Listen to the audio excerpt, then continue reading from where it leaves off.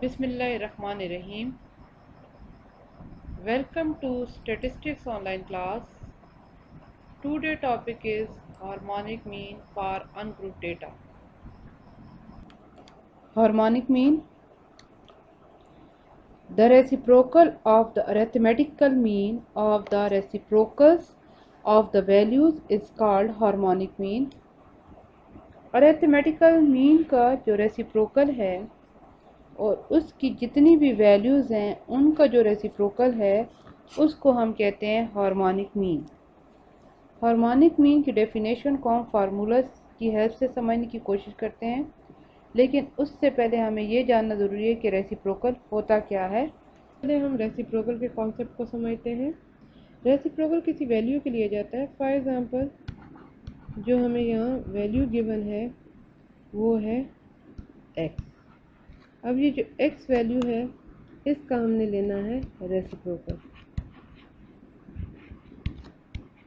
Reciprocal of x तो ये लिखा जाएगा 1/x।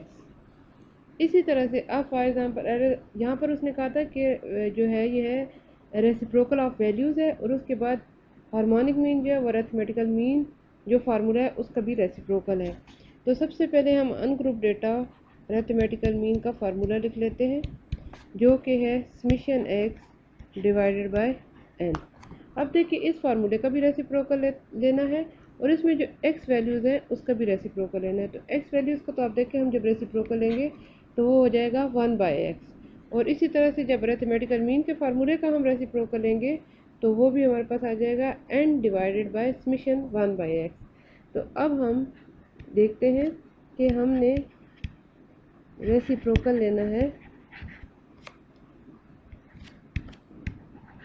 ऑफ अरिथमेटिकल मीन, तो ये बन जाएगा n divided by summation x।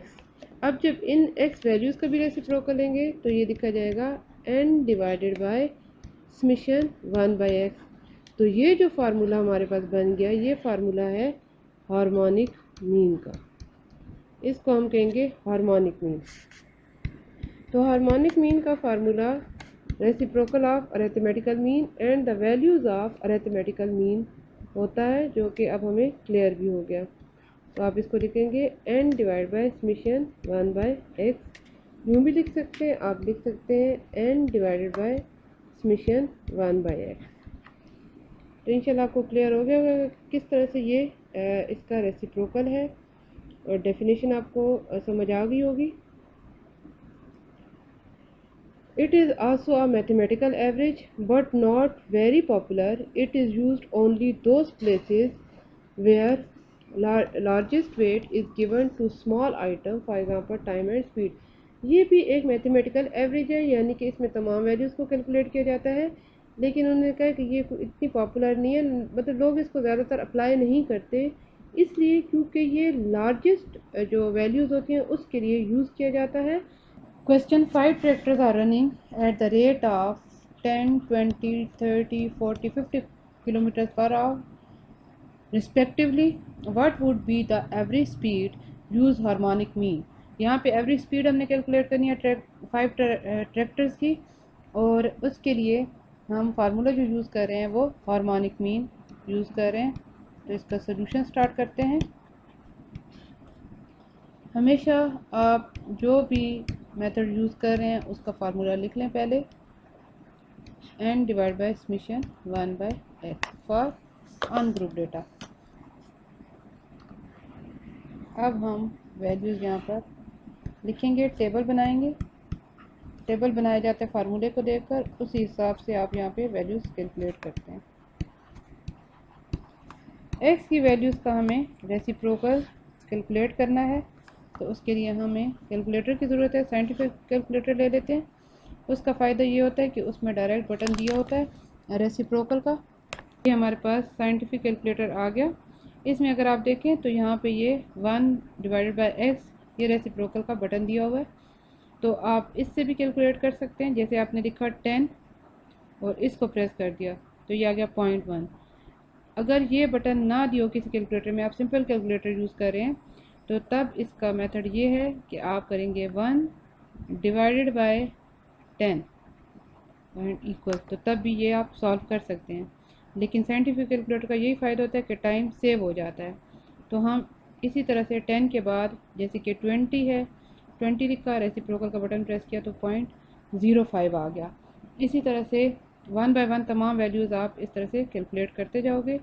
जैसे कि 30 है तो 30 का हमने रेसिप्रोकल ले लिया 0.03।